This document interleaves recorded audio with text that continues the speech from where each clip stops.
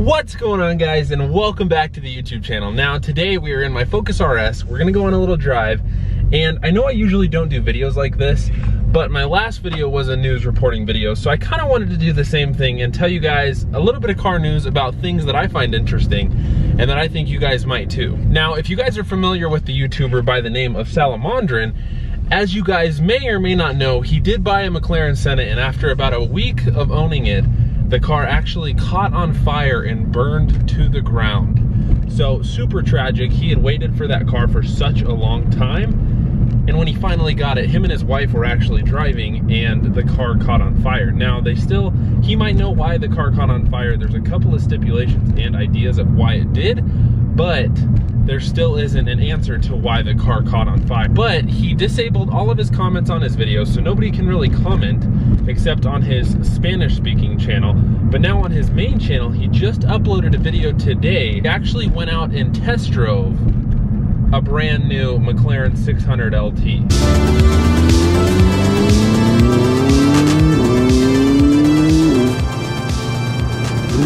I think I have an opinion.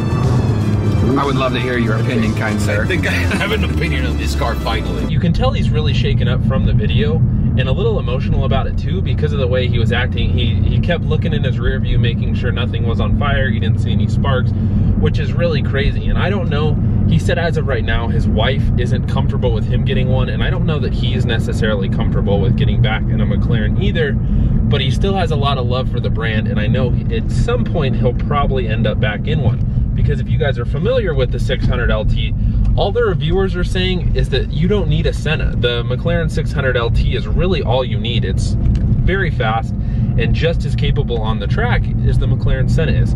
So let me know what you guys think. Let me know if you think he's actually gonna go ahead and get a 600 LT within the next month or so. I'm really curious to see what you guys think. I also thought you guys might find it a little bit interesting that, as you guys know, in the future, there's going to be supposedly a mid-engine Corvette C8 released. I read a statistic and it said there's over 9,000 brand new C7s still sitting on the lot. Last month was the lowest sales month for Corvettes and Chevy in general. So I think it's because of the anticipation of the new C8. And now we're still predicting, because they just came out with the ZR1, that they're not gonna get the C8s for quite a while.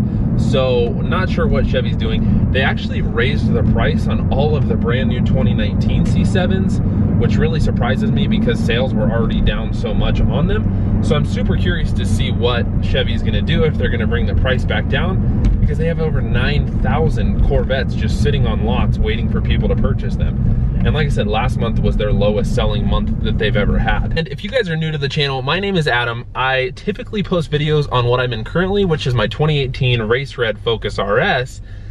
And it's very interesting. I'm gonna show you guys a little clip, but I went on Car Gurus this morning just to see what other Race Red RSs were out there for sale. There are only 3 left on Car Gurus. Now, there might be some on Craigslist if you guys can find them, but as far as I know, there's only 3 Focus RSs. They're all used, and one has a accident reported. So there's only 2 that are really unmolested on Craigslist, and they're both going for about $38,000. So it's kind of crazy to me to know that the car that I drive and own is, well, there's like none of them left out there. There's 1 or 2 for purchase, and I doubt you're gonna see the Race Red go on sale very often. So it really truly makes me super happy to own such a iconic, rare car. So if you guys wanna follow along on the channel, I'm planning on doing a ton of things to the Focus RS in the near future. But for the time being, I wanted to switch up content, see if you guys kind of enjoy the news side of things and see if you enjoy this new style of content. Now, in other news, I made a video on it before on the new Toyota Supra.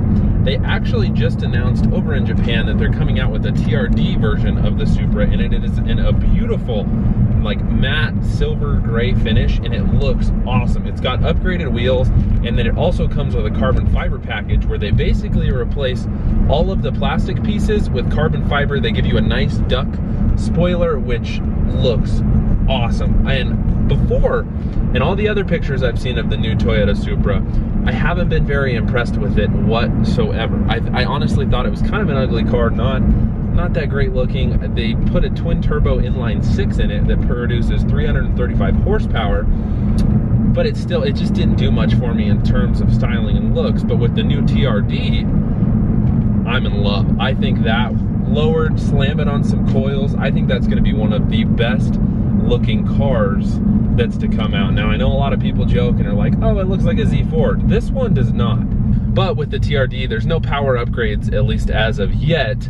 It's just gonna be your carbon fiber accessories, your upgraded rims, and a couple of special paint colors. It comes with new side flaps and new side skirts that Toyota is saying produces more downforce on it, so it is gonna handle a little bit better with the TRD package. I wasn't very excited about the Toyota Supra before, but now I'm almost considering it for the channel. I don't know, it would be a stretch for me, but it would be so cool to have a Toyota Supra. So if you guys want to see a Toyota Supra on the channel when it comes out, let me know in the comments down below. And let me know what you think of the TRD Supra. I think it's pretty cool looking. I think it looks a lot better than the photos that came out beforehand.